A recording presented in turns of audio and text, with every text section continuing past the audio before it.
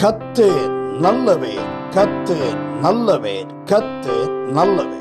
தேவ செய்திக்கு ஆதாரமாக வேதத்திலிருந்து ஒரு வசனத்தை நாம் வாசிப்போம். தேவ செய்திக்கு ஆதாரமாக சங்கீதங்களின் புஸ்தகம் 92வது சங்கீதம் 12வது வசனத்தை நாம் வாசிப்போம். சங்கீதங்களின் புஸ்தகம் 92வது சங்கீதம் 12வது வசனம் இந்த மாதத்திற்கென்று கர்த்தர் கொடுத்து வாக்குத்தத்த வசனம். அந்த வசனம் எப்படியா சொல்லுகிறது? நீதிமான் பனையை போல் செழித்து லீபனோனில் உள்ள கேதுருவை போல் வளருவான். நீதிமான் பனையை போல் செழித்து லீபனோனில் உள்ள கேதுருவை போல் வளருவான். இந்த வார்த்தையை கொண்டு கர்த்தர் நம்மளோடு இடைபடும்படியாய் ஒரு நிமிடம் நாம் செபித்து தேவ செய்திக்குள்ளாய் நாம் கடந்து செல்வோம். நாம் செபிப்போம். அன்பின் பரலோக பிதாவே, துதிக்கிறோம், ஸ்தோத்திரிக்கிறோம். ஆண்டவரே, இந்த நாளிலும் தேவனுடைய கிருபையும் தயவும் எங்களோடு கொண்டதுக்காய் நன்றி செலுத்துகிறோம்.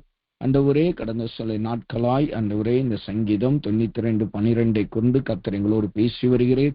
இந்த மாதத்திற்கு இந்த வசனத்தை வாக்குத்தத்தமாய் கொடுத்திருக்கிறேன். நாங்கள் இப்பொழுது அதை தியானித்து அதை சுதந்திரித்துக் கொள்ளுகிறவர்களாய் நாங்கள் ஜெபிக்கிறவர்களாய் காணப்படுகிறோம்.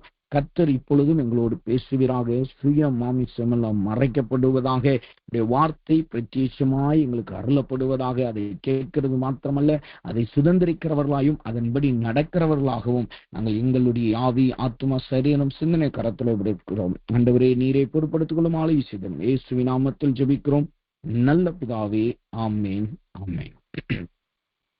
இந்த வசனத்தை நாம் வாசிக்கும் பொழுது இதிலே நீதிமான் பனையை போல் செழித்து லீபனோனில் உள்ள கேதுருவை போல் வளருவான் என்று அந்த வசனம் சொல்லுகிறது. கடந்த சில 2 நாட்களாய் நாம் செழித்து என்கிற வார்த்தையையும் வளருவான் என்கிற வார்த்தையும் குறித்து தியானிக்க கர்த்தர் கிருபை செய்தார்.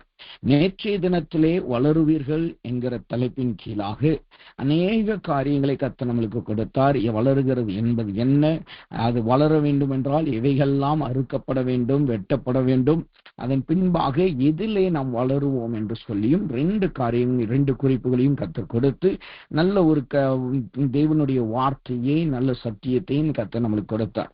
அதன் தொடர்ச்சியாகத்தான் இன்றைக்கும் அதே வசனத்தை குறித்து தான் நாம் தியானிக்க போகிறோம். அந்த வசனத்திலே குறிப்பாய் ஒரு வார்த்தையை நாம் தியானிக்க போகிறோம். அது என்ன வார்த்தை? அந்த வசனம் சொல்லுகிறது, நீதிமான் பனையை போல் செழித்து லீபனோனில் உள்ள கேதுருவை போல் வளருவான். லீபனோனில் உள்ள கேதுருவை போல் வளருவான் என்று அந்த வசனம் சொல்லுகிறது. நாம் இந்த வசனத்திலே இன்றைக்கு அந்த கேதுரு என்கிற வார்த்தையை குறித்து தான் நாம் தியானிக்க போகிறோம். இந்த கேதுரு மரத்தை குறித்து நாம் முழுமையாய் தியானிக்க போவது அல்ல. இந்த கேதுருவை குறித்ததான சில காரியங்களை பார்த்து அது நம்முடைய ஜீவியத்தில் அது எதை காட்டுகிறது என்பதை பார்த்து நாம் ஜெபிக்க போகிறோம். ஏனென்றால் கேதுருவை குறித்து நீங்க வேதத்துல பார்த்தீங்கன்னா அநேக காரியங்கள் கேதுருவை குறித்து இருக்கு. முதலாக இந்த கேதுருங்கிற வார்த்தை நம்மளுக்கு வெளிப்படுத்தல இருந்துதான் ஆரம்பிக்கிறது. அதுல இருந்து நீங்க படிச்சு பார்த்தீங்கன்னா கேதுருவை குறித்து அநேக காரியங்கள் இந்த பழைய ஏற்பாட்டு புஸ்தகத்திலே அநேக விதமான சத்தியங்களை வெளிப்படுத்துகிறதா இருக்கிறது. கேதுரு தோஷங்களை நீக்குவதற்கு பயன்படுத்தப்பட்டதாய் காணப்படுது. தேவனுடைய ஆலயங்கள் கட்டப்பட்ட ஆலயத்திலே உள் சுவர்களிலே பயன்படுத்தப்பட்டதாய் இருக்கிறது.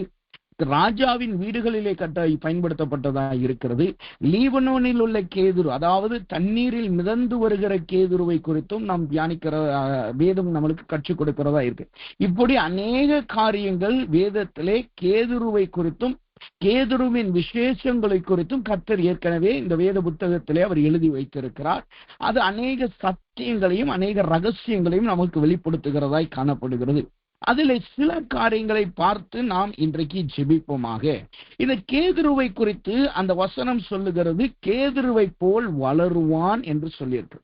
அப்ப கேதுரு என்றாலே அது என்னவென்றால் அது உயரமாய் வளருகிற ஒரு மரமாய் காணப்படுகிறது.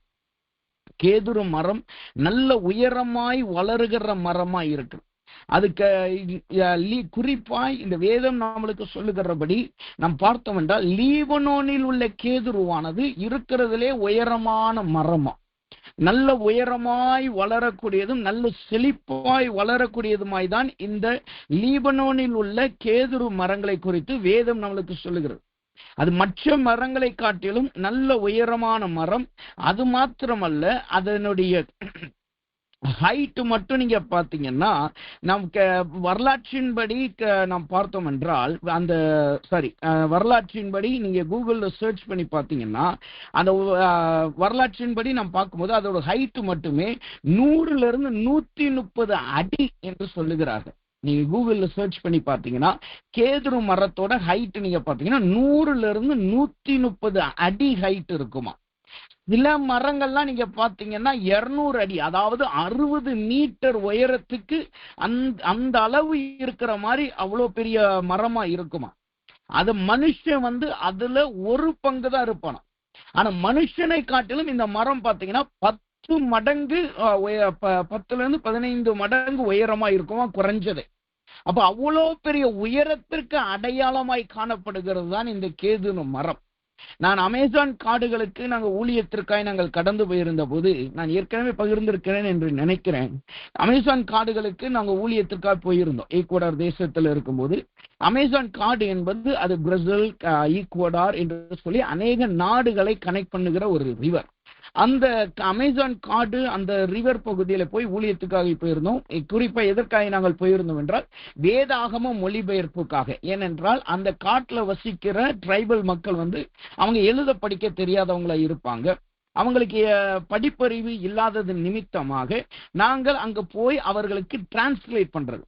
அந்த ட்ரைப், அதாவது கணக்கெடுப்போம். முதலாவது நம்ம எப்படி கரங்கொடுக்கும் ஊழியத்துக்கு சர்வே எடுக்கிறோமோ அது மாதிரி முதல்ல போய் நாங்க சர்வே எடுப்போம். இந்த ட்ரைப்ல எத்தனை பேர் இருக்கிறாங்க, அந்த ட்ரைப்காரங்க இந்த ஊர்ல எத்தனை பேர் இருக்காங்க. ஏன்னா ஒவ்வொரு ட்ரைபுக்கும் மொழி வேற. ஒவ்வொரு ட்ரைபும் வேற வேற மொழிகள் பேசுவாங்க. நம்ம எப்படி தமிழ், கன்னடம், மலையாளம் ஸ்லைட் டிஃபரன்ஸா இருக்கும், 2 வித்தியாசமா இருக்கு பார்க்க. ஆனா கேட்கறதுக்கு சில நேரங்களில் ஒன்றா இருக்கிறது போல இருக்க மாதிரி அந்த ட்ரைபல் மக்களுக்கும் கேட்கறதுக்கு நமக்கு ஒண்ணு போல தெரியும். ஆனா ஒவ்வொன்றுக்கும் ஒவ்வொரு வித்தியாசமான அர்த்தங்கள் இருக்கு. அதனால நாங்க ஒவ்வொரு ட்ரைபல் குரூப்பா போய் முதல்ல நாங்க சர்வே எடுப்போம். அதன் பின்பாக அங்க இருந்து ஒரு மனுஷனை, நல்ல அதை தெரிந்த ஒரு மனுஷனை அழைத்து அவர்கிட்ட உட்கார்ந்து பேசி அந்த பைபிள் முழுக்க டிரான்ஸ்லேட் பண்ணி அந்த பைபிளை என்ன பண்ணுவாங்கன்னா ஆடியோ பைபிளா ரெக்கார்ட் பண்ணுவாங்க. ஆடியோ பைபிளை ரெக்கார்ட் பண்ணி அதை ஒரு எஃப்எம் ரேடியோ மாதிரி ரெடி பண்ணி கொடுத்து, அல்லது சின்ன ரேடியோ மாதிரி ரெடி பண்ணி இந்த ட்ரைபல் மக்களுக்கு கொடுப்பாங்க. ஃபர்ஸ்ட் அங்க நல்ல விசுவாசிகளுக்கு கொடுப்போம், அதுக்கப்புறம் மற்ற ஜனங்கள் விருப்பப்படுறவங்களுக்கு கொடுக்கிறது உண்டு. இப்படிதான் அங்க அந்த வேதாகம மொழிபெயர்ப்பு ஊழியம் அங்க நடைபெறுகிறது. அந்த ஊழியத்துல நாங்கள் அங்க பங்கா இருக்கும் பொழுது நாங்க அங்க போய் பார்க்க போயிருந்தோம். அப்படி நாங்க பார்க்க போயிருக்கும் பொழுது ஒரு இடத்துக்கு பிரயாணம் பண்ணுவது. அதாவது நீங்க பிரயாணம் பண்றது எப்படின்னா ஒரு 8 மணி நேரத்துல இருந்து 9 மணி நேரம் நாங்க வேன்ல டிராவல் பண்ணுவோம். வேன்ல டிராவல் பண்ணி ஒரு இடத்துல போய் நைட்டு தங்கிடுவோம். அந்த தங்குற இடத்துல எந்த கூடாரம் எதுவும் இருக்காது. ஒரு சின்ன மேடை மாதிரி போட்டு கொடுத்துருப்பாங்க, அவ்வளவுதான். ஏன்னா கீழே பூச்சியெல்லாம் வரும்னு சொல்லிட்டு மேடை மாதிரி போட்டுருப்போம். அந்த மேடையில தான் நாங்க டென்ட் கட்டி அதுல தான் படுத்திருப்போம். அடுத்த நாள் காலையில எஞ்சி அங்க இருந்து போட்ல பிரயாணம் பண்ணுவோம். போட்டுங்கிறது அகலமா எல்லாம் இருக்காது. ஒரு போட்ல ஒன்னா உட்கார்ந்து 2 பேர் தான் உட்கார முடியும். அதுல ஒரு 15ல இருந்து 20 பேர் உட்காரலாம். அப்படி 10 பேர் வரிசையா இருக்கும். அந்த போட்ல தான் போகணும். அது அமேசான் காட்டு நதியில போகும். அப்படிதான் அப்படி பிரயாணம் பண்ணி அந்த போட்ல 3ல இருந்து 4 மணி நேரம் டிராவல் பண்ணி நாங்க ட்ரைபல் ஏரியா காட்டுக்குள்ள போகணும். நீங்க அமேசான் காட்டை குறித்து கேள்விப்படுறீங்க, நிறைய மரங்கள் அங்க இருக்கும்னு சொல்லி. ஆனா நிறைய மரங்கள் இருக்கும் தான் பேரே தவிர காற்று இருக்காது. ஏன்னா ஹியூமிடிட்டி அதிகமா இருக்கும். அங்க போகும்போது ஒரு மரத்தை பார்க்கும்படி கர்த்தர் கிருபை செய்தார். அந்த மரத்தை பார்த்தீங்கன்னா அது 200 வருஷமா அந்த மரம் இருக்கும். அந்த மரத்தினுடைய அகலமே 10 அடி அகலம். 10 அடி, ஒரு சின்ன ரூம் அளவுக்கு அகலம், பெரிய அகலமான மரம். அந்த மரத்தினுடைய ஹைட் பாத்தீங்கன்னா 180ல இருந்து 200 அடி ஹைட் இருக்கும் என்று சொல்லுகிறார். அந்த மரத்தை அங்க இருக்கிற ஜனங்க எதுக்கு பயன்படுத்துவாங்கன்னா, யாராவது திடீர்னு உடம்பு சரியில்லாம போயிட்டாங்க, அல்லது முக்கியமான தகவல் அறிவிக்கணும், அல்லது ஒரு குடும்பத்துக்காரங்க யாரையாவது சர்ச் பண்றாங்க அப்படின்னு சொன்னா உடனே அந்த மரத்து உச்சியில ஏறுவாங்க. நடுப்பகுதிக்கு ஏறினாலே உங்களை முழு காட்டையும் நீங்க பார்க்க முடியும். ஏன்னா அந்த மரம் எல்லா மரங்களை காட்டிலும் ஹைட்டா இருக்கும். அதுலயும் உச்சியில ஏறி அங்கிருந்து சத்தம் கொடுப்பாங்களா. அவங்க எங்க இருந்தாலும், ஜனங்க எங்க இருந்தாலும் அவங்களுக்கு ஈஸியா அந்த சத்தம் போய் சேருமா. போய் சேர்ந்து அவங்க உடனே அவங்க வீட்டுக்கு வர்றவங்களா அந்த இடத்துக்கு வருகிறவர்களாய் காணப்படும். அந்த மரத்தை காமிச்சாங்க. அந்த மரத்தின் ஒரு பகுதியை ஸ்லைடா வெட்டி எங்களுக்கு காமிச்சாங்க. இதுதான் அந்த மரம் 200 வருஷமா இருக்கு. இப்ப நாங்க இதை கூப்பிடுறதுக்கு பயன்படுத்துறது கிடையாது. ஆனா அந்த நாட்கள்ல நாங்க பயன்படுத்தணும் என்று சொன்னாங்க. இப்ப இதே போலதான் அந்த நாட்களில் இருந்த கேதுரு மரங்கள் காணப்படுகிறது. கேதுரு மரங்களுடைய விசேஷங்களை குறித்து நீங்க பாத்தீங்கன்னா, அதனுடைய முதல் விசேஷமே அது நல்ல உயரமாய் வளருகிற மரம். இரண்டாவது, அது உறுதித்தன்மைக்கு அடையாளமான மரம். ஒன்னு உயரமாய் நல்ல வளரும், இரண்டாவது அது நல்ல உறுதித்தன்மை. அதனுடைய கேதுரு மரத்தினால் செய்யப்பட்ட உறுதித்தன்மை பார்த்தீங்கன்னா அது ரொம்ப நல்ல ஸ்ட்ராங்கா இருக்குமா. நீங்க தண்ணியிலேயே அது டிராவல் பண்ணி வந்தாலும் அந்த தண்ணியினால அது ரொம்ப பாதிக்கப்பட்டு உளுத்தலாம் போகாது. அது நல்ல ஸ்ட்ராங்கா இருக்குமா, ரொம்ப நாள் அதுக்கு உழைக்கிறதாய் காணப்படுமா அந்த கேதுரு மரம். இரண்டாவதாக, இயற்கையாகவே இந்த கேதுரு மரம் பார்த்தீங்கன்னா பூச்சிகளை விரட்டுகிற தன்மையுடைய, அதை ஈஸியா பூச்சிகள் அரிக்காது, பூச்சிகள் அதை எதையுமே செய்ய முடியும். இப்படிப்பட்ட விசேஷமானதுதான் இந்த கேதுரு மரம். அதை குறித்து தான் இன்றைக்கு வேதம் நம்மளுக்கு கற்றுக் கொடுக்கிறதா இருக்கு. அப்ப ஆவிக்குரிய ரீதியாக இந்த கேதுரு மரத்தை குறித்து நாம் தியானித்தோம் என்றால், முதலாவதாக வேதம் என்ன சொல்லுகிறது இந்த கேதுரு மரத்தை குறித்து? 2 சாமுவேலின் புஸ்தகம் 7வது அதிகாரம் 2வது வசனத்தை நீங்க படிச்சு பார்த்தீங்கன்னா அந்த வசனம் தெளிவாய் சொல்லுகிறது. ராஜா தீர்க்கதரிசியாக நாத்தானை நோக்கி, பாரும், கேதுரு மரங்களால் செய்யப்பட்ட வீட்டிலே நான் வாசம் பண்ணும்போது தேவனுடைய பெட்டியை திரைகளின் நடுவே வாசமாயிருக்கிறதே என்றான். அங்க ராஜா சொல்லுகிறான், நான் கேதுரு மரத்து வீட்டிலே வாசம் பண்ணுகிறேன். தேவனுடைய பெட்டி எப்படி திரைக்குள் இருக்கலாம் அப்படின்னா என்ன அர்த்தம்? நான் நல்ல உறுதியான வீட்டில நான் இருக்கிறேன், நான் நல்ல உயரமாய் நேர்த்தியான மரங்கள் உள்ள வீட்டில் இருக்கிறேன். ஆனா தேவனுடைய பெட்டியோ திரைகளினால், சிலைகளினால், அந்த ஆடைகளினால் செய்யப்பட்ட, அந்த நூலினால் செய்யப்பட்ட திரைகளின் மத்தியில எப்படி இருக்கலாம் என்று கேட்கிறான். இங்கு சொல்லப்படுகிற கேதுரு மர வீடு என்பது எதை காட்டுகிறது? அதனுடைய விளக்கத்தை நாம் பார்க்கணும்னா 2 சாமுவேலின் புஸ்தகம் 5வது அதிகாரம் 11 மற்றும் 12வது வசனத்தை நீங்க வாசித்து பார்த்தீங்கன்னா அந்த வசனம் தெளிவாய் சொல்லும், ஏன் தாவீது நான் கேதுரு மர வீட்டில் இருக்கிறேன் என்று சொல்லி இந்த வசனம் நம்மளுக்கு விளக்கத்தை சொல்லுகிறது. என்னவாம்? தீருவின் ராஜாவாகி ஈராம் தாவீதின் இடத்திலே ஸ்தானாதிபதிகளையும் கேதுரு மரங்களையும் தச்சரையும் கல் தச்சரையும் அனுப்பினான். அவர்கள் தாவீதுக்கு ஒரு வீட்டை கட்டினார்கள்.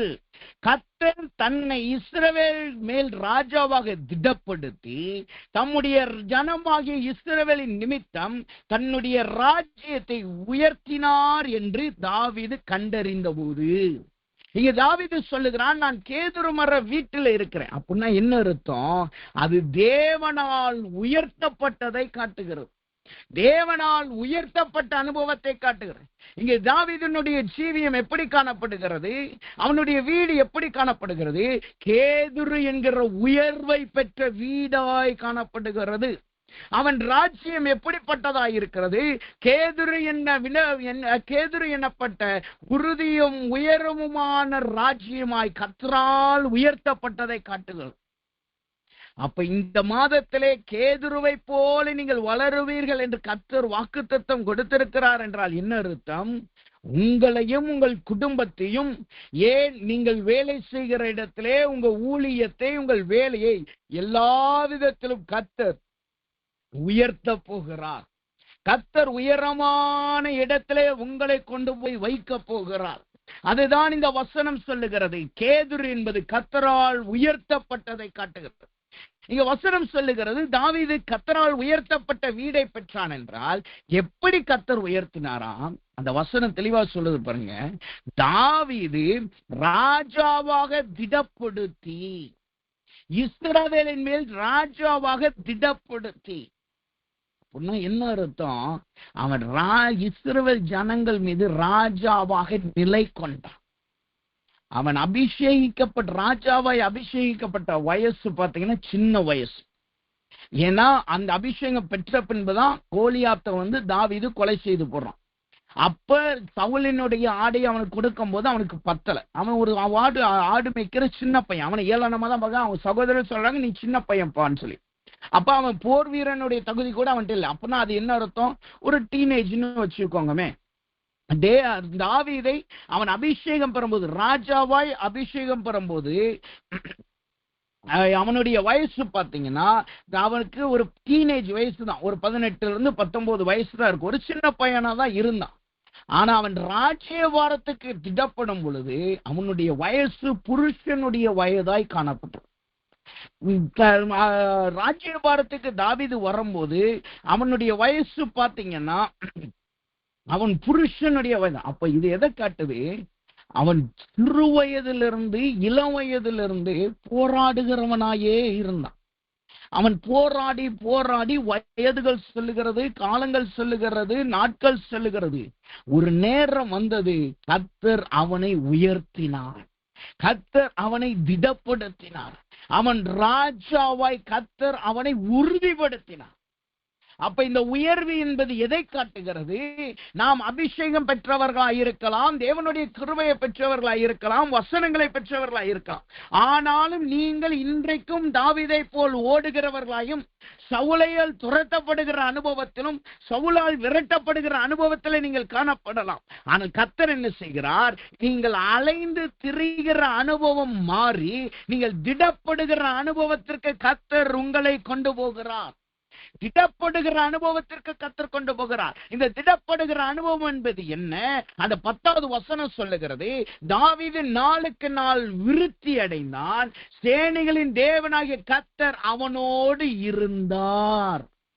வசனம் சொல்லுது பாருங்க, அவனை திடப்படுத்தினார் என்றால் இன்னொரு அர்த்தம், அவனை பெருக செய்தார், அவனை விஸ்தாரப்படுத்தினார், அவனை விருத்தி அடைய செய்தார். கர்த்தர் சொல்லுகிறார், இன்னைக்கு நீங்க ஓடுகிறவர்களா இருக்கலாம், நிலை கொள்ளாதவர்களா இருக்கலாம், ஏன் கடந்த 11 மாசமோ நீங்க அலைந்து திரிகிறவர்களா இருக்கலாம். ஆனால் இன்றைக்கு கர்த்தர் உங்களை கேதுருவின் வீட்டிலே வாசம் பண்ண செய்ய போகிறார். நீங்கள் கேதுருவின் வீட்டிலே வாசம் பண்ணுகிறவர்களாக இருக்கிற. தாவீது ஓடி அலையும் போது வனாந்தரத்தில் இருந்தான், பாரான் வனாந்தரத்துக்கு ஓடினான், கெபிக்கு ஓடினான், குகைகளுக்கு ஓடினான், ஆசாரியின் இடத்துல ஓடினான், லாவான் இடத்துல ஓடினான், எல்லா மனுஷன் இடத்துல ஓடினான். கொஞ்ச நாள் பிலிஸ்தீர் இடத்துலயும் ஓடி போய் தங்கி இருந்தான்.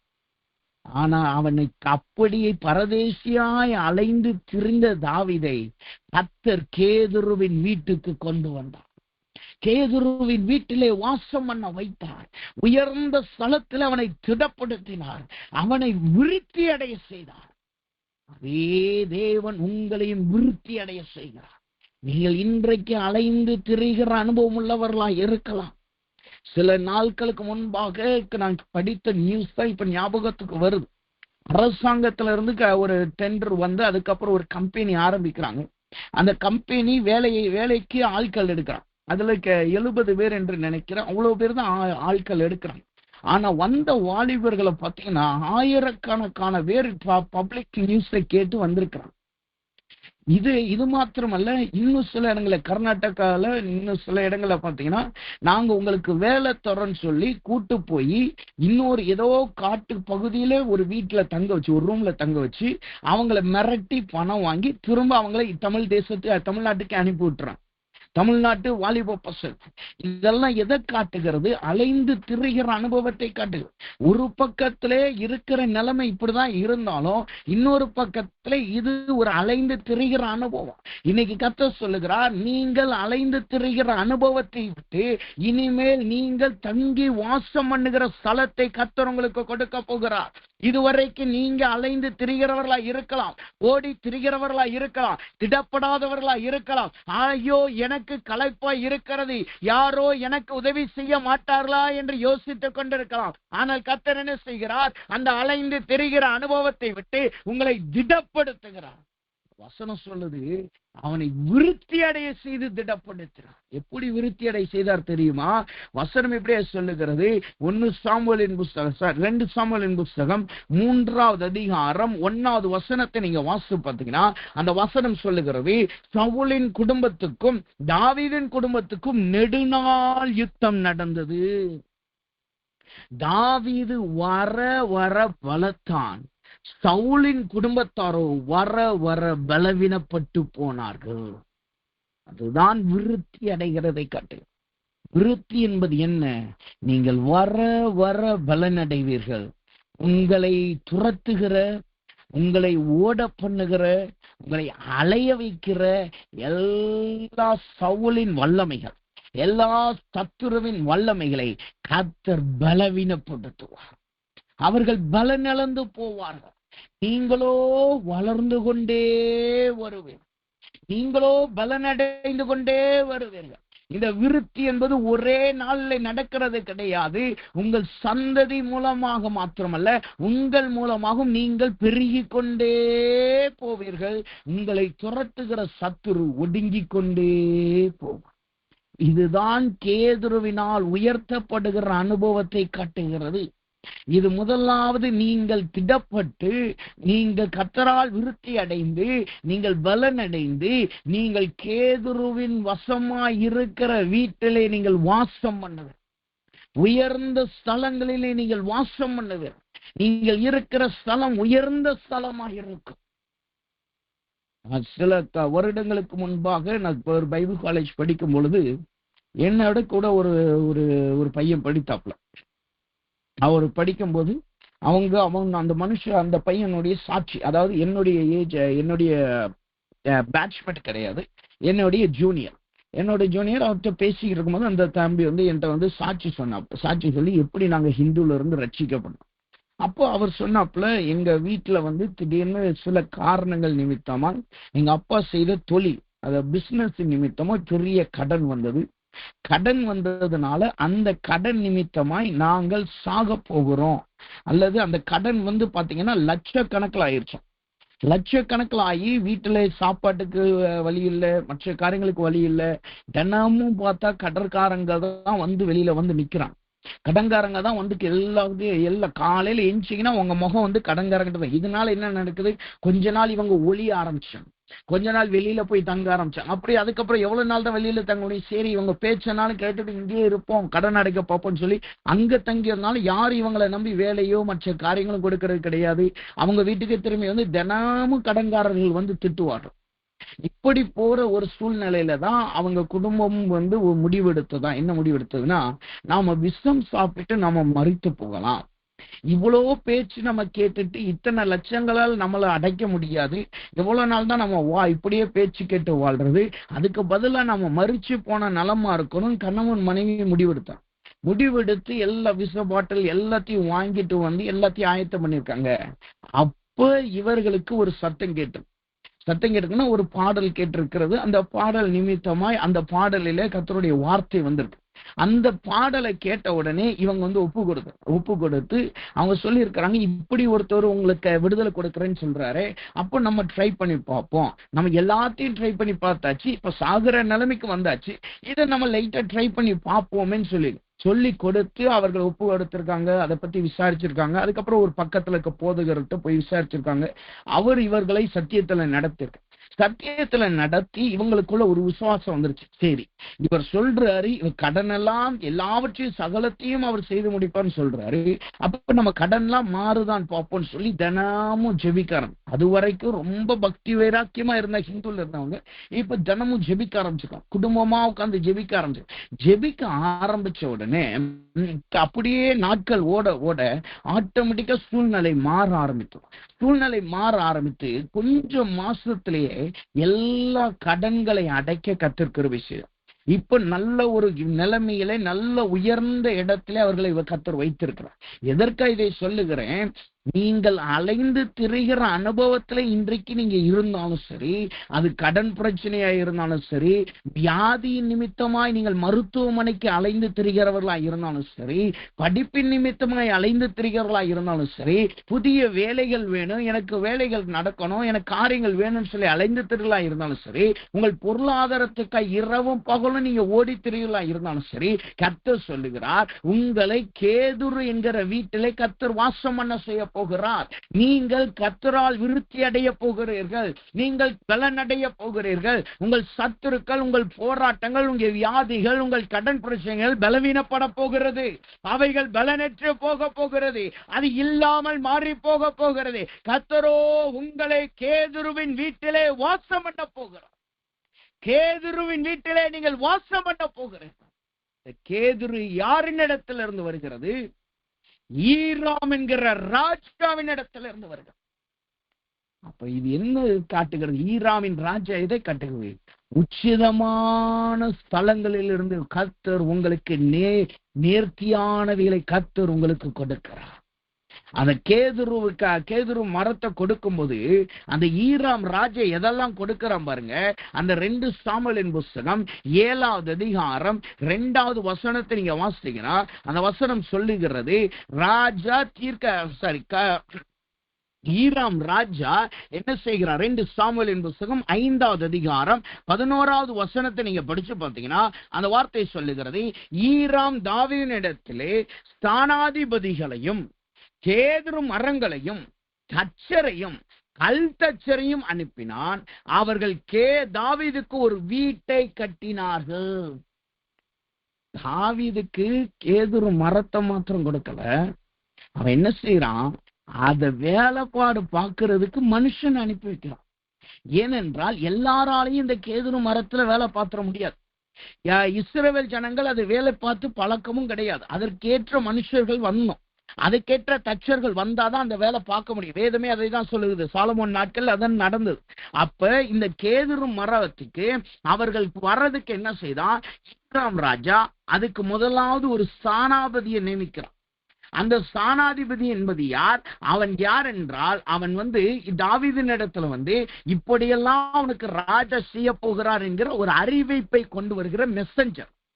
இவனுக்கு கீழே தான் தச்சர்கள் வர்றாங்க, இவனுக்கு கீழே தான் கேதுரு மரங்கள் வருது, இவனுக்கு கீழே தான் கல் தச்சர்கள் வர்றாங்க, இவனுக்கு கீழே தான் அங்க வேலை செய்கிற எல்லா ஆட்களும் வர்றாங்க.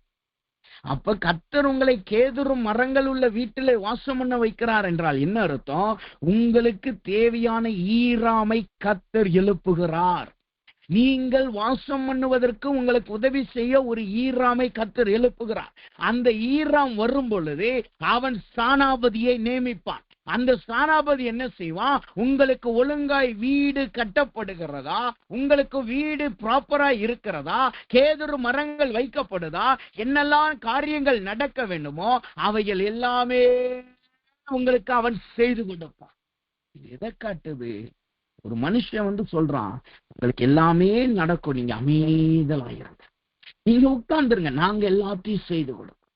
இதுதாங்க கர்த்தர் கொடுக்கிற கேதுருவின் உயர்வு. நாம் இதுவரைக்கும் போராடின போராட்டத்தை இனிமே போராடி கட்ட போகிறது அல்ல. வேதம் சொல்லுகிறது, காற்றையும் காண மாட்டாய், மழையும் காண மாட்டாய், ஆனால் பள்ளங்கள் நிரப்பப்படும்.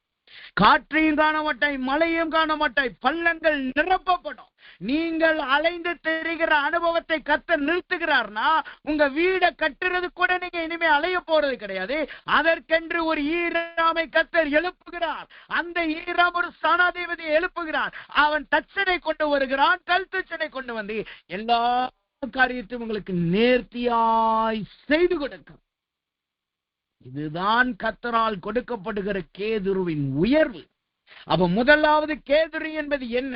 அது கர்த்தரால் வருகிற உயர்வை காட்டுகிறது. இரண்டாவதாக கேதுரு என்பது எதை காட்டுகிறது?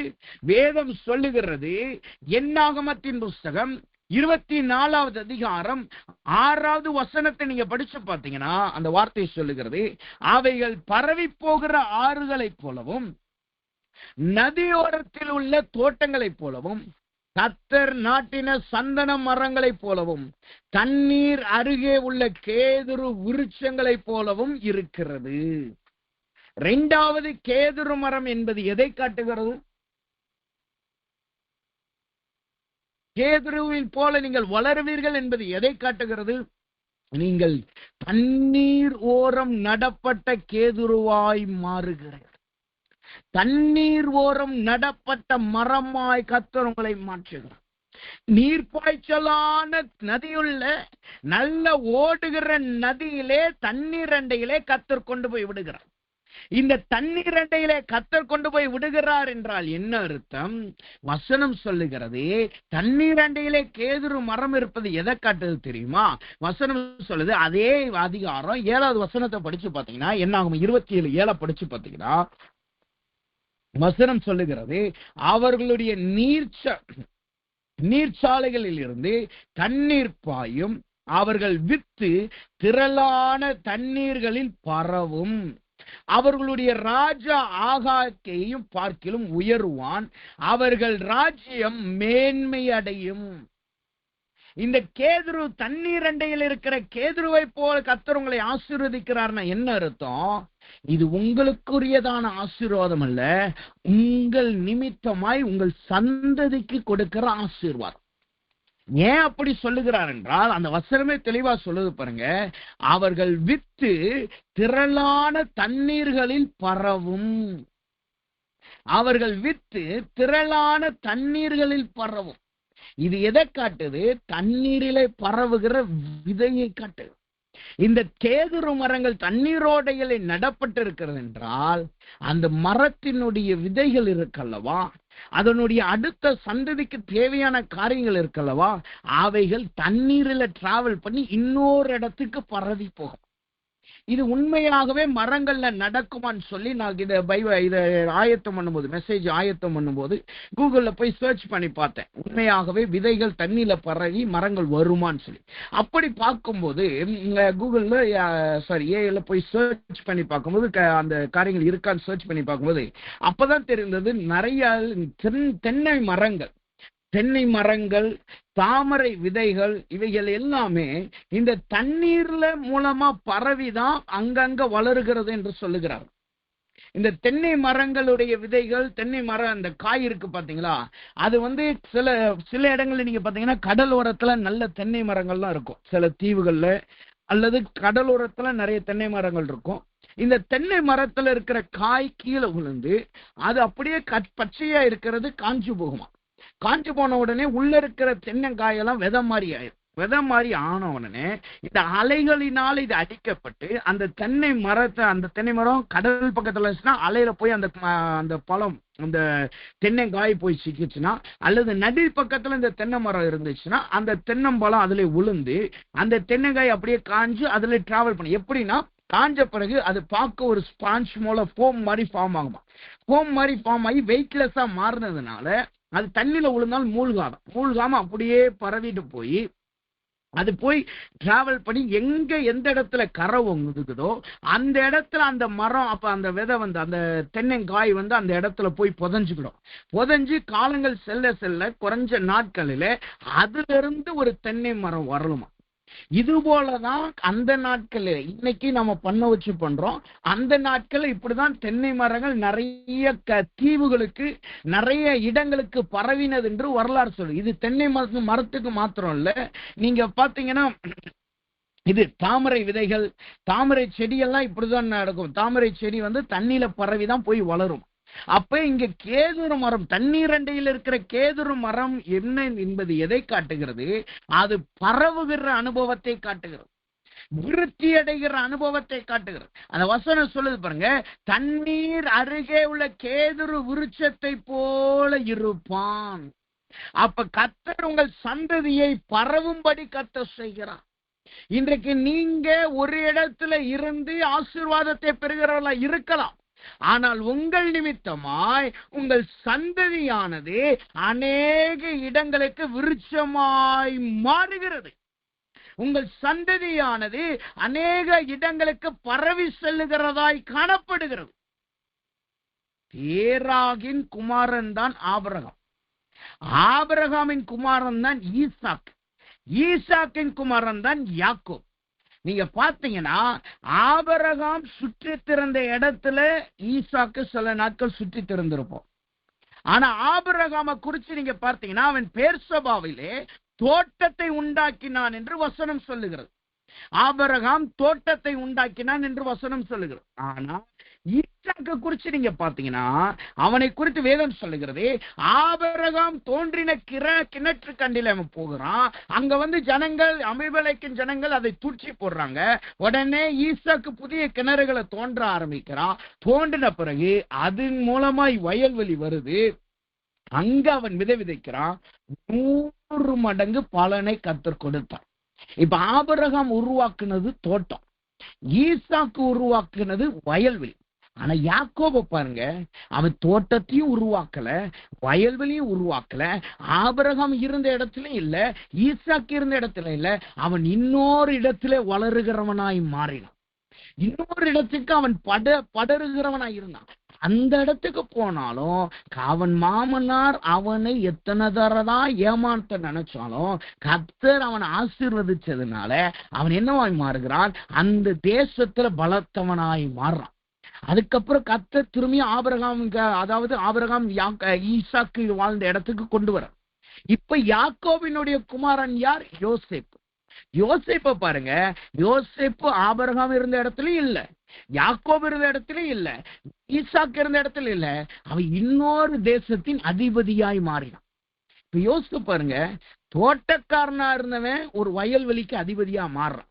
வயல்வெளிக்கு அதிபதியாய் இருந்தவன் தேசத்திலே சேமம் உள்ளவனாய் மாறுறான். தேசத்திலே சேமம் உள்ளவனாய் இருந்தவன் இப்ப தேசத்துக்கே அதிபதியாய் அவன் சந்ததி மாறினது. இதுதான் தண்ணீர் அண்டையில் இருக்கிற கேதுரு மரம். கர்த்தர் உங்களை தண்ணீர் அண்டையில் இருக்கிற கேதுரு மரமாய் வைக்கிறார் என்றால் என்ன அர்த்தம்? இன்னைக்கு நீங்கள் சின்ன தோட்டத்தை உருவாக்குகிறவர்களா இருக்கலாம், ஆனால் உங்கள் சந்ததி வயல்வெளியை உருவாக்கும். நீங்க வயல்வெளியை உருவாக்குகிறவர்களா இருந்தா உங்கள் சந்ததி ரெட்டிப்பான ஆசீர்வாதத்தை பெற்று சேமமுள்ள மனுஷனா இருப்பான். நீங்கள் சேமமுள்ள மனுஷர்களா இருந்தா சந்ததி தேசத்துக்கு அதிபதியாய் கர்த்தர் உயர்த்துவார். இன்னைக்கு தேவ சமூகத்துல வந்திருக்க நம்முடைய குமரல் அழுகைகள் நம்முடைய பிள்ளைகளை குறித்து, ஐயோ வளரையிலேயே அவங்க இப்படி போயிட்டாங்களே, அப்படி ஆயிட்டாங்களே, அவங்க எதிர்காலத்துல எப்படி இருப்பாங்களோ, இதுதான் நம்முடைய வேதனையா இருக்கு. கர்த்தர் சொல்றாரு, நான் உங்களை கேதுரு மரம், தண்ணீர் அண்டையில் இருக்கிற கேதுரு மரமா உங்களை ஆசீர்வதிச்சிருக்கிறேன். அதனால சந்ததி வித்து பரவும். அது சந்ததியாய் பரவி இன்னொரு இடத்துல அதிபதியாய் அதை கர்த்தர் மாற்றுகிறார். அதிபதியாய் அது உயர்கிறதாய் மாறுகிறது. தெய்வ சமூகத்துல வந்திருக்க நாம் இன்றைக்கு கர்த்தர்ட்ட கேளுங்க, ஆண்டவரே என் சந்ததி ஒரு பரவுகிற சந்ததியாய் இருக்கணும். தண்ணீர் போகிற இடங்கள் எல்லாம் அது உருவாகுகிறது அல்லவா? தண்ணீர் போகிற இடத்துல எல்லாம் அது வளருகிறது அல்லவா? அதே போல நான் வளருகிறவனாய் மாறணும். நான் வளருகிற ஜனமாய் இருக்கணும். என் சந்ததி வளருகிற சந்ததியாய் இருக்கணும். அது போகிற எல்லா இடத்திலும் ஜெயம் பெறணும். இதை குறித்து சங்கீதம் 1வது அதிகாரத்துல 3வது வசனம் 4வது வசனம் சொல்லுது, தண்ணீர் அண்டையிலும் ஓரமாய் நடப்பட்ட மரமானது தன் காலத்தில் தன் கனியை தந்து, தன் காலத்தில் தன் கனியை தந்து. இது உங்கள் பிள்ளைகளை குறித்தல்ல, உங்களை குறித்து. அப்படின்னா என்ன அர்த்தம்? இன்னைக்கு நம்முடைய பிள்ளைகளின் ஜீவியம் வித்தியாசமான நிலைமையில இருக்கலாம். நல்ல கனி தருகிற ஜீவியம் இல்லாமல் இருக்கலாம். நீங்க கொடுத்த கனி அழுகி போகிற கனியை போல, புசிப்புக்கு நலமற்ற கனியை போல தெரியலாம். ஆனால் எப்படி இருந்தாலும் சரி, கர்த்தர் அவைகளை உருவாக்க போகிறார். அவர்களை இன்னொரு கேதுரு மரமாய் கர்த்தர் உருவாக்குவார். அவைகள் ஒருபோதும் மழுங்கி போவதும் இல்லை, அவைகள் ஒருபோதும் கெட்டு போவதும் இல்லை. அவைகள் நிச்சயமாகவே ஒரு கேதுருவாய் மாறும். சொன்னார், மனுஷர்களிடத்திலும் சரி மிருக ஜீவனத்திலும் ஒன்றும் மலடில்லாதிருக்கும். அப்ப தேவ சமூகத்துல வந்திருக்க நாம் இன்றைக்கு கர்த்தர்ட்ட கேளுங்க, ஆண்டவரே நான் தண்ணீர் அண்டையில் இருக்கிற கேதுருவாய் மாறணும். என் குடும்பம் தண்ணீர் அண்டையில் இருக்கிற கேதுருவாய் மாறணும். ஆபிரகாம் தண்ணீர் அண்டையில் இருக்கிற கேதுருவாய் மாறினவன். ஈசாக்கு நிமித்தமா யாக்கோபு நிமித்தமா யோசேப்பு வளர வர விருத்தி அடைந்து இன்னொரு தேசத்துக்கு அதிபதியாய் மாறினது போல என் பிள்ளைகள் விருத்தி அடையணும், என் குடும்பம் விருத்தி அடையணும், அவர்கள் தேசத்தின் அதிபதிகளாய் மாறணும் என்று ஒப்புக்கொண்டுங்க. கர்த்தர் நிச்சயமாகவே உங்கள் சந்ததியை ஆசீர்வதிப்பார். உங்கள் தலைமுறையானது தேசத்தின் அதிபதிகளாய் கர்த்தர் மாற்றுவார். தேசத்தின் ஜனங்களாய் கர்த்தர் மாற்றுவார். அவர்கள் இன்னொரு இடத்திலே ஒரு கேதுருவாய் வளருவார். 2வது கேதுரு தண்ணீர் அண்டையிலே இருக்கிற கேதுரு. 3வதாகவும் கடைசியுமான கேதுரு எதை காட்டுகிறது? வேதம் சொல்லுகிறது, 104வது சங்கீதம் 16வது வசனத்தை நாம் வாசித்தோம் என்றால், 104வது சங்கீதம் 16வது வசனம் சொல்லுகிறது, கர்த்தருடைய விருட்சங்களும் அவர் நாட்டின லீபனோனின் கேதுருகளும் சாரத்தில் நாள் நிறைந்திருக்கும். அந்த வசனம் சொல்லுது பாருங்க, கர்த்தரால் நாட்டப்பட்ட கேதுரு எப்படி இருக்குமா? சாரத்தினால் நிறைந்திருக்குமா. சாரத்தினால் நிறைந்திருக்கும். இங்க சாரம் என்பது என்ன? வேதத்தின்படி நீங்க சாரம் என்பது எதை குறித்து நீங்க வாசித்து பார்த்தீங்கன்னா, சாரம் என்பது அதனுடைய தன்மையை காட்டுகிறது. சாரம் என்பது தன்மையை காட்டுகிறது. வேதம் சொல்லுகிறது, நீ பலியிடும் போது உப்பினால் நீ சாரம் இடுவாயாக. லேவியராகமம் 2:13 சொல்லுகிறது, நீ படைக்கிற எந்த போஜன பலியிலும் உப்பினால் சாரமாக்கப்படுவதாக உன் தேவனுடைய உடன்படிக்கையில் உப்பை உன் போஜன பலியிலே குறைவிடாமல் நீ படைத்து எல்லாவற்றோடும் உப்பையும் படைப்பாயாக. வசனம் சொல்லுது பாருங்க, கர்த்தருக்கு பலியிடுகிற பலி சாரம் உள்ளதா இருக்கும். இங்க கர்த்தரால் நாட்டப்படுகிற அனுபவம் என்பது என்ன? கர்த்தர் உங்களை அவரே பொறுப்பெடுக்கிறதை காட்டுகிறது. கர்த்தருடைய சமூகத்துல செலுத்தப்பட்ட பலி அது ஆசாரியர்களுக்கு மாத்திரம் கொடுக்க மட்டுமே தவிர வேற ஒருவருக்கும் கொடுக்கப்படாது. காரணம் என்னன்னா, நீங்க ஒரு பலியை கர்த்தருடைய பலிபீடத்துல நீங்க வச்சிட்டீங்கன்னா அது கர்த்தருடைய பலியா மாறிடுச்சு. அதுக்கப்புறம் எந்த மனுஷனும் அதை எடுத்து சாப்பிட முடியாது, யாரும் அதை எடுத்து பயன்படுத்த முடியாது. கர்த்தரால் அனுமதிக்கப்பட்ட ஜனங்கள் மாத்திரமே அதை பயன்படுத்த முடியுமே, வேற யார்? அப்ப அது எதை காட்டுதுன்னா, அந்த பலி கர்த்தரினால் ஏற்றுக்கொள்ளப்படுறது. அப்ப அதே வார்த்தை தான் இங்க கர்த்தர் சொல்றாரு, நான் உங்களை சாரம் உள்ளவர்களாய் மாற்றுகிறேன் என்றால் என்ன அர்த்தம்? நீங்க கர்த்தரால் உருவாக்கப்படுகிறவர்களாயும் கர்த்தரால் பலனடைந்தவர்களாய் நீங்கள் மாறுகிறீர்கள். கர்த்தரால் சாரம் உள்ளவர்களாய் நீங்கள் மாறுகிறீர்கள். இதை குறித்து கர்த்தர் சொல்லும் போது, இப்பொழுது நீங்க உங்க சூழ்நிலை எப்படி இருக்கு தெரியுமா? இன்னைக்கு நீங்க எப்படி இருக்கீங்க தெரியுமா? இந்த மாதத்துல எப்படி இருக்கிறோமா? கர்த்தருடைய வசனம் சொல்லுது, சங்கீதங்களின் புஸ்தகம் 32வது சங்கீதம் 4வது வசனத்தை நீங்க படிச்சு பாத்தீங்கன்னா, இரவும் பகலும் என் மேல் உம்முடைய கை பாரமா இருக்கிறதுனால் என் சாரம் உஷ்ண கால வறட்சி போல வறண்டு போயிற்று. அந்த வசனம் சொல்லுது பாருங்க, என் சாரம் உஷ்ண காலத்தின் வறட்சி போல. சாரம் என்பது என்னங்கிறது வேற ஒண்ணுமே கிடையாது. அந்த இப்ப செடியை நீங்க சாரம் எடுத்துக்கிட்டீங்கன்னா அந்த செடியில இருக்க தண்ணியோட தன்மை தான் சாரம். அதாவது அந்த இன்னொரு வார்த்தையில சொன்னோம்னா, எது புஷ்டியா உங்களை வச்சுக்கிடுதோ அதுதான் சாரம். மனுஷனுடைய மிருகத்துடைய நீங்க எடுத்துக்கிட்டீங்கன்னா கொழுப்பு தான் மனுஷனுடைய சரீரத்துக்கு சாரமா இருக்கு. அதே போல மரங்கள் செடிகளுக்கு எடுத்துக்கிட்டீங்கன்னா தண்ணி, அந்த மாய்ஸ்டர் தான் அதுக்கு சாரமா இருக்கு. அதே போல உப்பு மற்றதுகளை எடுத்துக்கிட்டீங்கன்னா அதனுடைய அந்த ஊர்ப்பு தன்மை இருக்கு பாத்தீங்களா, அதுதான் சாரம். அதாவது சாரம் என்பது அந்த பொருளுக்கும் அந்த மனுஷனுக்கு அடையாளமா இருக்கிறது தான் சாரம், வேற ஒண்ணுமே கிடையாது. அப்ப சாரம் வறண்டு போயிருச்சுன்னா என்ன அர்த்தம்? கடந்த நாட்கள்ல உங்களிடத்துல அடையாளமா இருந்த காரியங்கள் இன்றைக்கு உங்களை கைவிட்டு போயிருச்சு. கடந்த நாட்கள்ல சொன்னாங்க, நீங்க ஜெபிக்கிறது தான் உங்களுடைய அடையாளம். இவரை கூப்பிட்டா நல்லா ஜெபிப்பார், இவர் நல்ல வேத வாசிப்பார், இவர் நல்ல வெளிப்பாடு பார்த்து சொல்லுவார், இவர் நல்ல தீர்க்கதரிசியா இருப்பார், இவர் ஜெபிச்ச நல்ல சுகமாகும், இவர் நல்ல வரங்களை உடையவர். ஒரு சில பேர் சொன்னாங்க, இவர் நல்ல மனுஷர் என்று சொல்லி உங்களை குறிச்சு சாட்சி சொன்னார். அதுதான் உங்களுடைய அடையாளமா இருந்துச்சு. யாரு எப்பா இப்படிப்பட்ட ஒரு மனுஷன் இருக்காரான்னு சொல்லி உங்களுக்கு ஒரு அடையாளமே அதுவாதான் இருந்துச்சு. ஆனா இன்னைக்கு அந்த அடையாளம் எல்லாம் விலகி போய் சாரமற்ற நிலைமையில இருக்கும், வறண்டு போன நிலைமையில இருக்கும். அந்த அடையாளங்கள் நம்முடைய ஜீவியத்தை விட்டு எடுக்கப்பட்டு போயிருச்சு. இயேசுவை குறிச்சு பாருங்கமே, அவர் பிறப்பிலே அவருடைய வாலிப வயசுல எப்படி அழகாய் இருப்பார் என்று வேதம் சொல்லுது. அதே வேதம் தான், அதே தீர்க்க தரிசனம் தான் அவர் விரும்பத்தக்க ரூபம் இல்லாதவராய் மாறி போனார் என்று சொல்லும். அப்போ ஒரு காலத்துல அவருடைய முகம், அவருடைய சரீரம் அங்க அவருக்கு அடையாளமா இருந்துச்சு. அவரால் செய்யப்பட்ட அற்புதங்கள் அவருக்கு அடையாளமா இருந்துச்சு. அவரால் குணமாக்கப்பட்டவர்கள் அவருக்கு அடையாளமா இருந்தாங்க. எல்லாத்தையும் போய் கேட்டா, யார் போன குணமாக்குனா? இயேசு ஒருவர் குணமாக்குனா. இதனாலதான் குருடே சொன்னா, இயேசு வருகிறார் கேள்விப்பட்ட உடனே, ஆண்டவரே தாவீதின் குமாரனே என்னை சுகமாக்கும் சொன்ன. காரணம் என்ன? இயேசு என்றாலே சுகம் வரும். அதுதான் அவருடைய அடையாளம். அவர் தேவ மனுஷன், அதுதான் அவருடைய அடையாளம். ஆனா அவர் பாடுபடும் போது ஏளனம் பண்றாங்க. நீ தேவகுமாரனானால் இறங்கி வா. அவர் தாடியை பிடிச்சு இழுக்கிறார். அவர் தலையில முற்கிரீடம் வச்சுட்டு நீ நீ ராஜாவா இருக்க போறல, இந்த முற்கிரீடம் வச்சுக்கோன்னு சொல்லி முற்கிரீடத்தை அவர் தலையில அறையிறாங்க. தாடியை பிடித்து இழுத்து அவரை காரி துப்புகிறார்கள். அவருடைய உடலின் மீது மண் வஸ்திரங்களை போட்டு அவரை கேவலப்படுத்த காரணம் என்ன? அவருடைய அடையாளம் எடுக்கப்பட்டுச்சு. ஏன் அந்த அடையாளம் போச்சு? இன்றைக்கு நாம் அடையாளத்தை இழந்து போய் நாம் உட்கார்ந்து இருக்கிறோம் பாத்தீங்களா? நம்மளுடைய அடையாளத்தை மீண்டும் அவர் கொடுக்கும்படியா அவர் அடையாளங்களை இழந்தவராய் மாறினார். அவர் சாரமற்றவராய் மாறினார். இன்றைக்கு உங்களையும் என்னையும் சாரமுள்ளவர்களாய் மாற்றும். அப்ப கேதுரு என்பது எதை காட்டுகிறது? அது கர்த்தரால் நாட்டப்பட்ட ஜீவியத்தை காட்டுகிறது.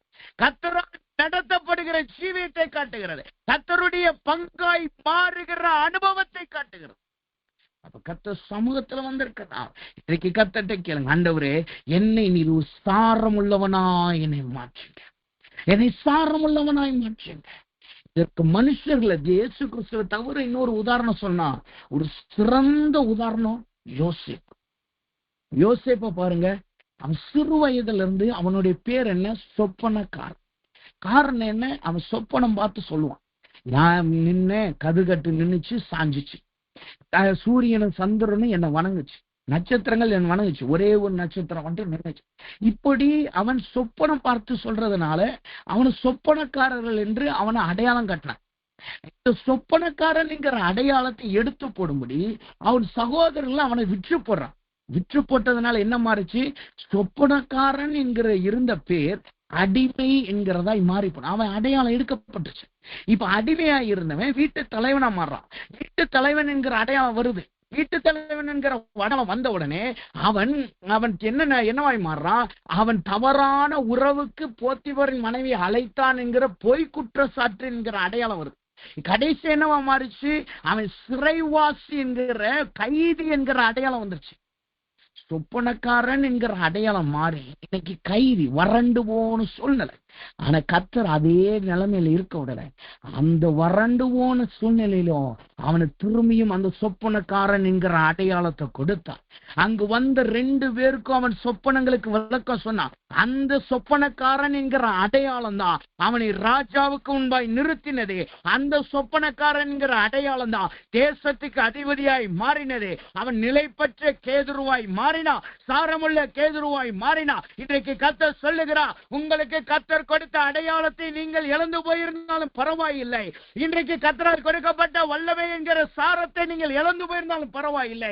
யோசேப்பை கர்த்தர் நினைவு கூர்ந்தது போல உங்களையும் நினைவு கூறுகிறார். அவர் கைதி என்கிற அடையாளம் மாறி அவன் இழந்து போன சொப்பனக்காரன் என்கிற அடையாளம் அவனுக்கு வந்ததல்லவா? அதே அடையாளத்தை கர்த்தர் உங்களுக்கு கொடுக்கிறார். நீங்கள் ஆதியிலே வைத்திருந்த வரங்கள், தாளந்துகள், கிருபைகள் எல்லா இழந்து போனவைகளை கர்த்தர் உங்களுக்கு திரும்ப கொடுக்கிறார். ஆனா அதுல விசேஷம் என்ன தெரியுமா? கர்த்தர் திரும்ப கொடுத்துட்டா அதுக்கப்புறம் உங்க சகோதரரானாலும் சரி, நீங்க ஆடு மேய்க்கிறவனாகவும் ஆகாரம் கொண்டு போகிறவனாக அல்ல, உங்களிடத்திலே அநேகர் ஆகாரம் பெறும்படி கர்த்தரே ஜனங்களை அழைத்து கொண்டு வருவார். சொப்பனக்காரன் என்கிற அடையாளம் யோசேப்புக்கு வரும்போது அவன் சகோதரருக்கு ஆகாரம் கொண்டு போனான். அவன் சகோதரர் அவனை தூக்கி குழியில போட்டாங்க. ஆனா கர்த்தர் அவனுக்கு அந்த அடையாளத்தை கொடுக்கும் போது, அந்த அடையாளம் திரும்பி அவனுக்கு வந்த பிறகு அவன் சகோதரர் ஆகாரத்துக்கு அவனை தேடி வர்றாங்க. அவனை இப்ப குழியில எல்லாம் தூக்கி போட முடியாது. யோசேப்பு நினைச்சாதான் அவங்க ஜீவன் தப்பிச்சிச்சு.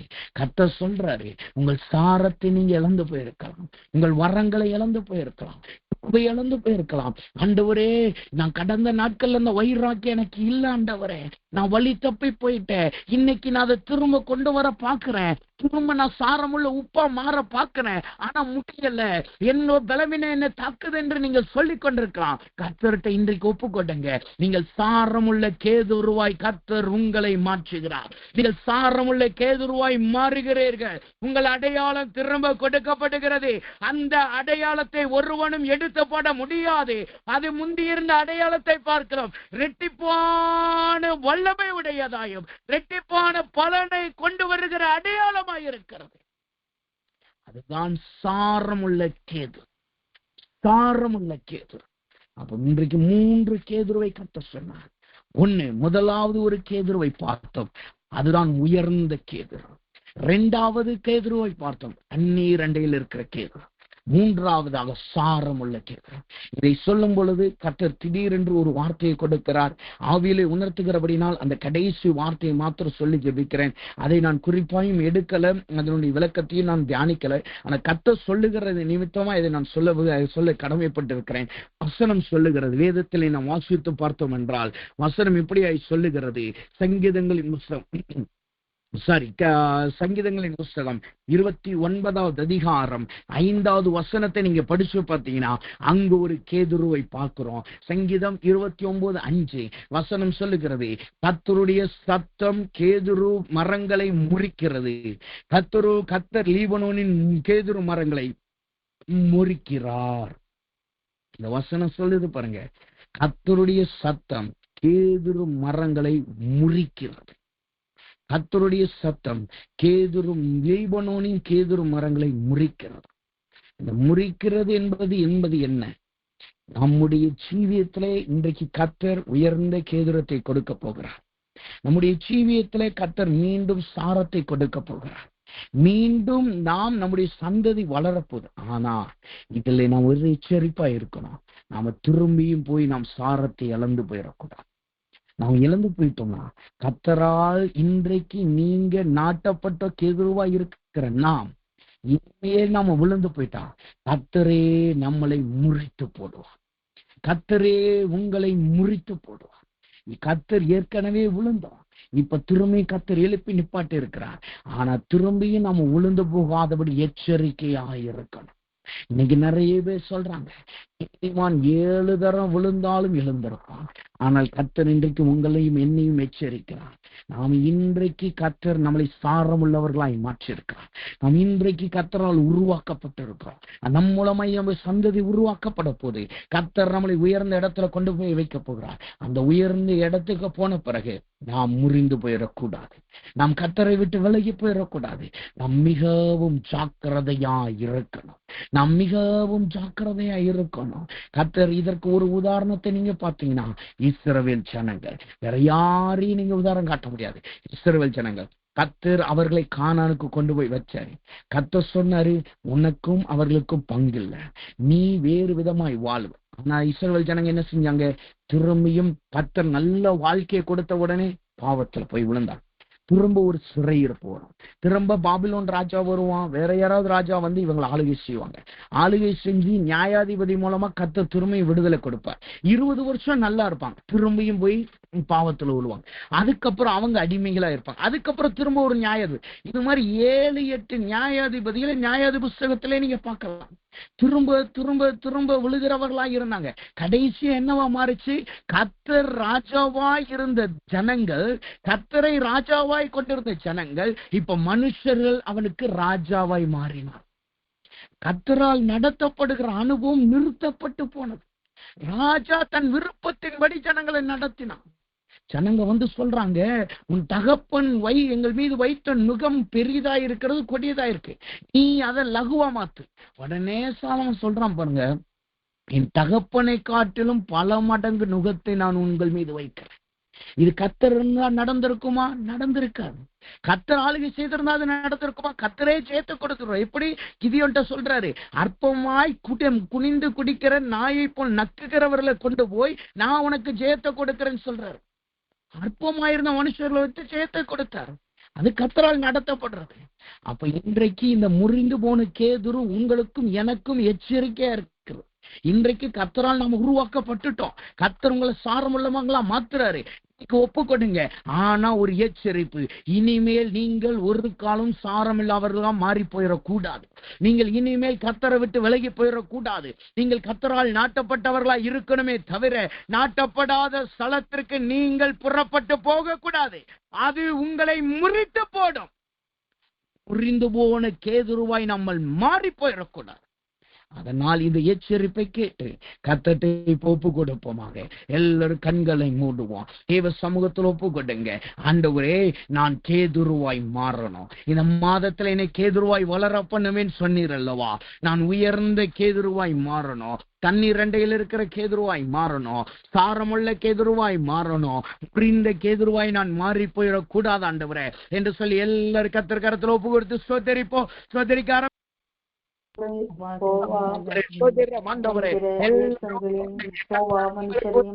அவளோட கூட சீரிய புத்திர எல்லாரையும் வர பண்ணுவேன். அவர்கள் வண்டிகளோடும்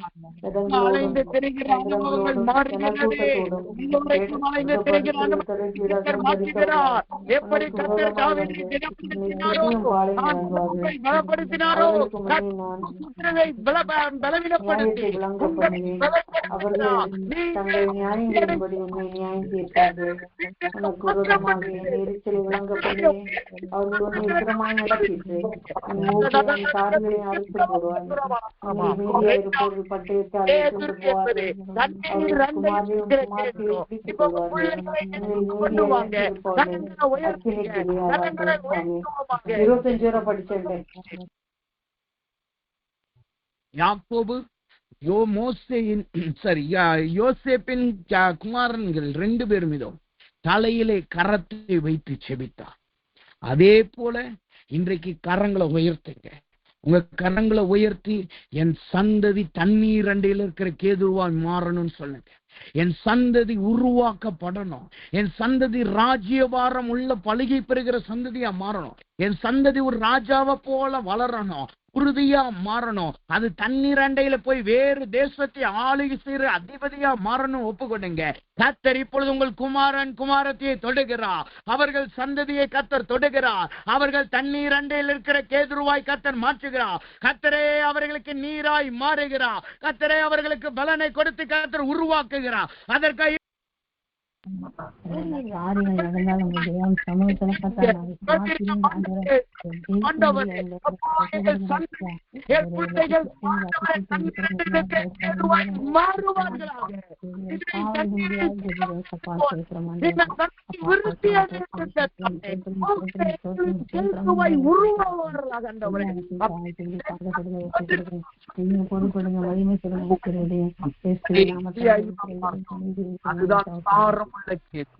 இப்ப கர்த்தர் மீண்டும் பலப்படுத்துகிறார். நீங்க எதை நீங்க இழந்து போனீங்க? ஆதி அன்பை இழந்து போயிட்டீங்களா? வரங்களை இழந்து போயிட்டீங்களா? கிருபைகளை இழந்து போயிட்டீங்களா? தாளந்துகளை இழந்து போயிட்டீங்களா? இப்ப கர்த்தர் கரத்துல ஒப்புக்கொண்டீங்க. ஆண்டவரே, இதை இழந்துட்டேன், நான் இன்னைக்கு இழந்துட்டேன், என்னை மீண்டும் சொல்லுங்க, என்னை மீண்டும் சாரமுள்ளவனாய் மாற்றுங்கன்னு சொல்லுங்க. என் அடையாளத்தை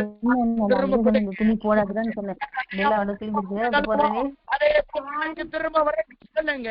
என்னை உருவாக்கி அதிபதியாய் மாற்றுகிற அடையாளம் எனக்கு திரும்ப வரட்டும். கர்த்தர் அந்த அடையாளத்தை கொடுங்க என்று ஒப்பு கொடுப்போமாக. கர்த்தர் உங்களை சாரமுள்ள கேதுருவாய் மாற்றுகிறார்.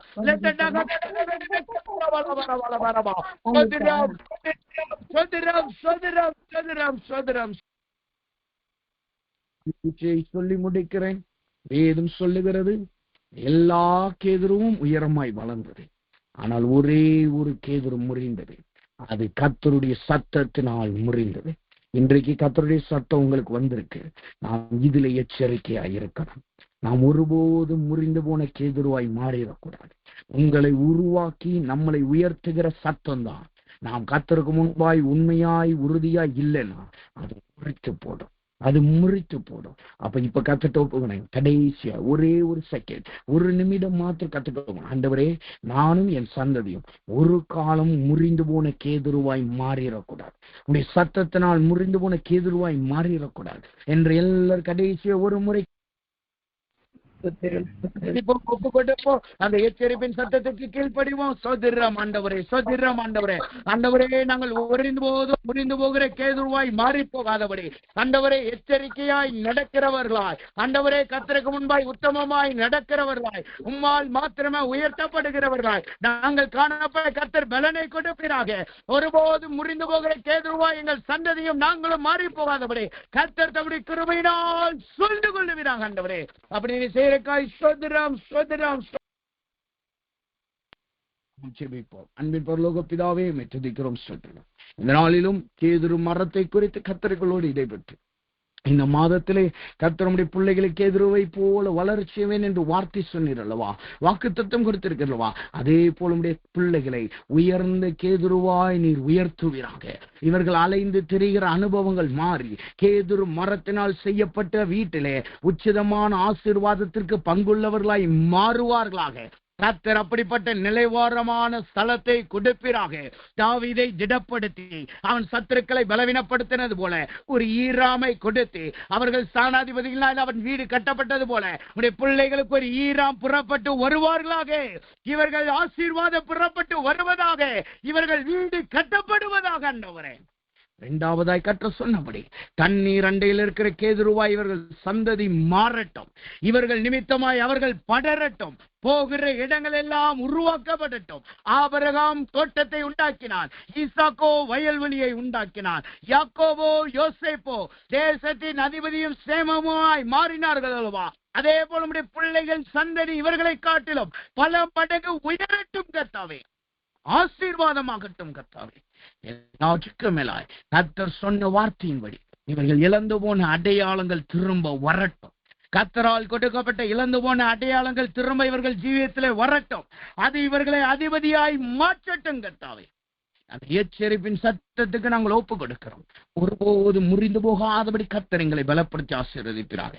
இந்த கேதுருவை போல நாங்கள் எல்லாவற்றிலும் அடையாளம் உள்ளவர்களாய் கர்த்தருக்காய் உயர்ந்து நிற்கிற கேதுருவாய் நீர் ஆசீர்வதிக்கிறாங்க. அப்படி நீ சேருக்கா நன்றி செலுத்துகிறோம். எல்லா துதிகனமே நமக்கு செலுத்துகிறோம். இயேசுவின் நாமத்தில் ஜெபிக்கிறோம் நல்ல பிதாவே, ஆமேன், ஆமேன்.